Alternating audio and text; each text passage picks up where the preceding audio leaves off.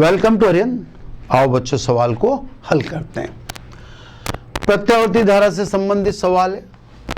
प्रत्यावर्ती वोल्टा V बराबर V0 sine omega T. RLC परिपथ है, प्रेरकत्व L है, धारिता C है, प्रतिरोध R है, तीनों को श्रेणी क्रम में जोड़ रखा है। यानी एक सिंपल RLC सर्किट, ये R, ये सब C और ये L। यहां मैं आपको बता दूं बच्चों कि आप इसमें क्रम में कोई सा भी ले सकते हैं। श्रेणी क्रम में जुड़ रहे हैं तो LCR भी लिख सकते हैं, यानी L पहले लगा सकते हैं, R बाद में लगा सकते हैं, CLR भी लिख सकते हैं। आरोपित वोल्टता इसने बताई दी है ना, V बराबर V0 साइन ओमेगा टी। तो ये तो साहब कहे अनुसार परिपथ बना है ना। तो सिद्ध करो कि इस परिपथ की प्रतिबाधा Z बराबर root R square plus omega L minus 1 upon omega C का होल स्क्वायर है ना, और धारा व परिणामी वोल्टता के मध्य कलांतर इतना होगा। ये फाइल लिख भी रखा है। अब सब RLC सर्किट है, इसका फेजर ग्राफ बनेगा, मैं आपको समझा देता हूं। ये देखो सिंपल है ना, यहीं पर आपके सामने परिणाम आ जाएगा। ठीक है, ये x अक्ष को अपन R मान लेते हैं, ये R मान लिया। तो साहब इसमें परिणामी वोल्टता को मैं V0R लिख देता हूं। ये इतनी परिणामी वोल्टता प्रतिरोध में। XL को या VL को अपन VC से बड़ा मान लेते हैं। देखो इसको सोल्व करने के लिए आपको या तो VL ग्रेटर देन VC मानना पड़ेगा या VC ग्रेटर देन VL मानना पड़ेगा, वरना ये सोल्व नहीं होगा। VL और VC बराबर ले लोगे तो ये अनाद की स्थिति आ जाएगी, इसलिए VL बराबर VC तो आप ले नहीं सकते। तो या तो VL ग्रेटर देन यानी कुंडली पर वोल्टता संधारित्र से अधिक है, या उल्टा कर सकते हैं संधारित्र पर वोल्टता कुंडली से अधिक है। दोनों आप ऐसे कर सकते हैं, एक तो चूज करना ही पड़ेगा। अब ये मैंने सब धारा की दिशा दिखा दी x अक्ष के अनुदिश है ना। अब कुंडली पर वोल्टता, प्रतिरोध पर वोल्टता तो V0R लिख दिया मैंने है ना, कुंडली पर वोल्टता V0L। अब ध्यान रखना कुंडली पर वोल्टता सदैव धारा से 90 कला आगे होती है, और ये बड़ी भी बता रहा हूं मैं, तो इसको मैंने इतना बड़ा बता दिया। ये सब V0L, ये कुंडली पर वोल्टता। अब क्या बचा संधारित्र, संधारित्र पर वोल्टता को मैं V0C कह देता हूं। हम जानते हैं संधारित्र पर वोल्टता धारा से 90 कला पीछे होती है, और इसको मैं VL से छोटा मान रहा हूं, तो VL इतना लिया तो मैंने VC छोटा सा ले लिया। ये सब संधारित्र पर वोल्टता। क्लियर सा। अब आपके सामने एक ग्राफ बन गया जिसमें मैंने x अक्ष में धारा दिखा दी, प्रतिरोध पर वोल्टता V0R, ये धारा की दिशा में होती है हमेशा, तो धारा इधर है तो प्रतिरोध पर वोल्टता भी इधर है। कुंडली पर वोल्टता धारा से 90 कला आगे होती है, जो मैं ग्रेटर देन बता रहा हूं यानी बड़ी बता रहा हूं संधारित्र पर वोल्टता से, और संधारित्र पर वोल्टता को मैं छोटा दिखा रहा हूं जो चित्र में दिखाए से। अब इसको सिंपली सोल्व करना है। ये मैं आपको एक पेन दूसरा लेके आपको सोल्व करके दिखा देता हूं है ना। अब देखो पहले दो वेक्टर यानी VOL और VOC विपरीत है, इनका परिणामी, तो इसका ही इतना अंदर निकाल लो। ये मैंने इतना क्या घटा लिया VOC, तो ये क्या बचा साहब VOL माइनस VOC। ये तो साहब परिणामी आ गया ऊर्ध्वाधर वाला। तो एक वेक्टर तो बचा VOL माइनस, क्योंकि इतना मैंने घटा दिया, तो ये चीज बची VOL माइनस VOC। क्लियर। दूसरा वेक्टर है VOR। समांतर चतुर्भुज के नियम से इन दोनों का परिणामी, तो यदि सदिशों को समांतर चतुर्भुज की दो आसन्न भुजाएं मान लें, तो परिणामी उनके विकर्ण या उनके कटान बिंदु से गुजरने वाले विकर्ण के बराबर होगा। यह परिणामी आएगा VORLC, जिसका धारा से कोण फाई, जिसको एक कलांतर कह रहा है। अब अपने को ये परिणामी ही निकालना है ना। तो परिणामी किस किस का परिणामी, एक तो इसका और एक इसका। तो देखो साहब, इसको वेक्टर फॉर्म में मैं दिखा देता हूं, ये यहां भी बना रखा है, वही चीज है ना।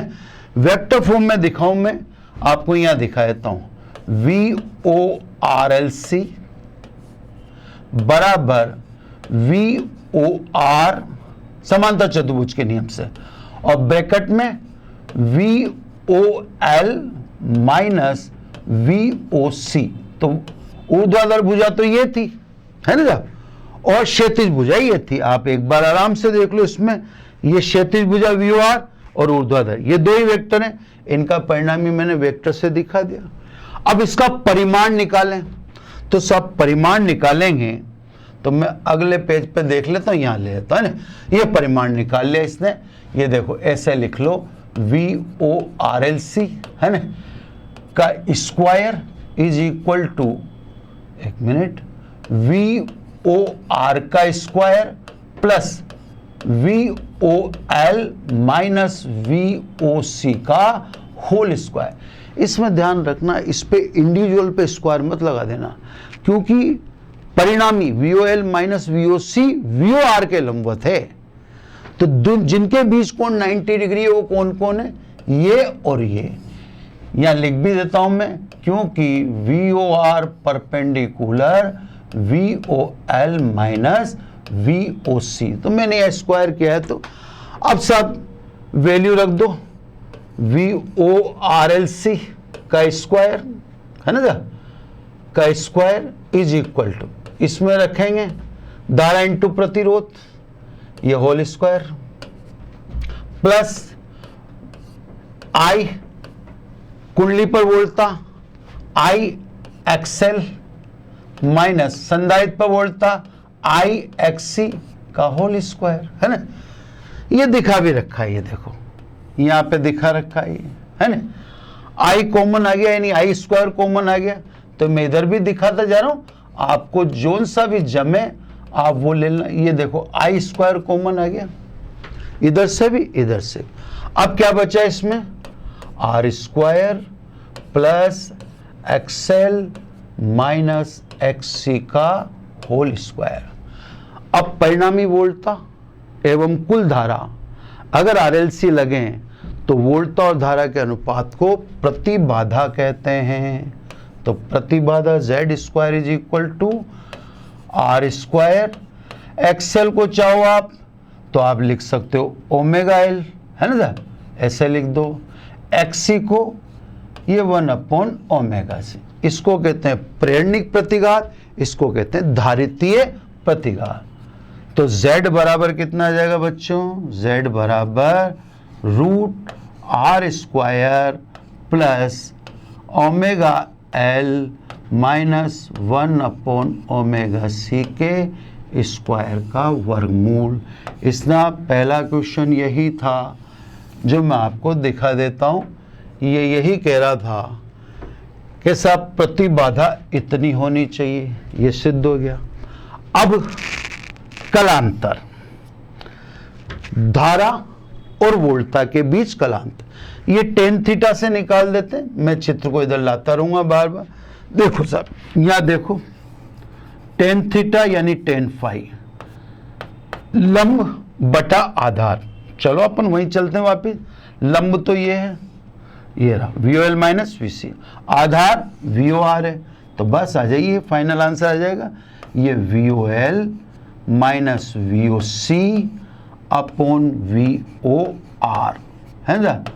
पहले की तरह मान रख दो, IXL minus IXC upon IR, है ना।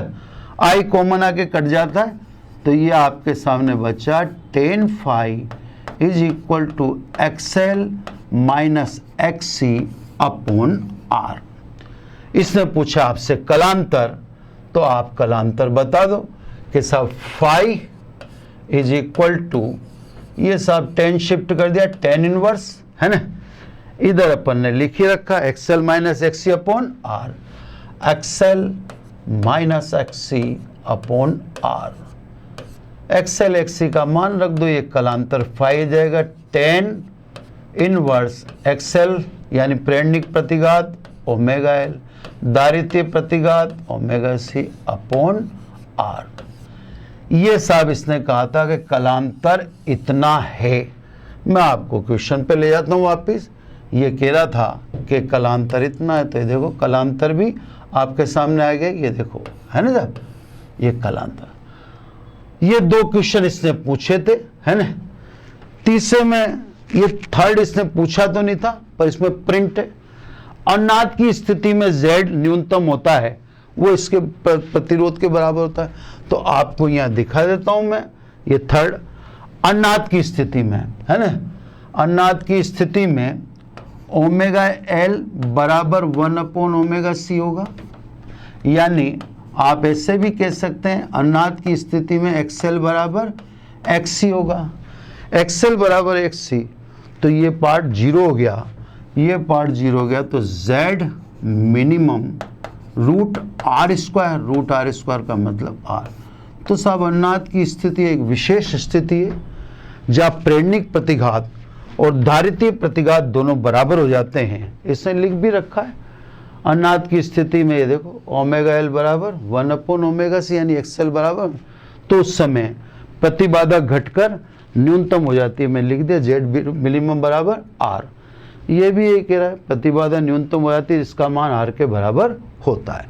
तो बच्चों बेहतर आपको समझ में आया होगा, दोनों तरफ से काम चल रहा है। एक प्रिंटेड मटेरियल है, एक अपन अलग से भी उसको देखते जा रहे हैं, है ना। Thank you very much.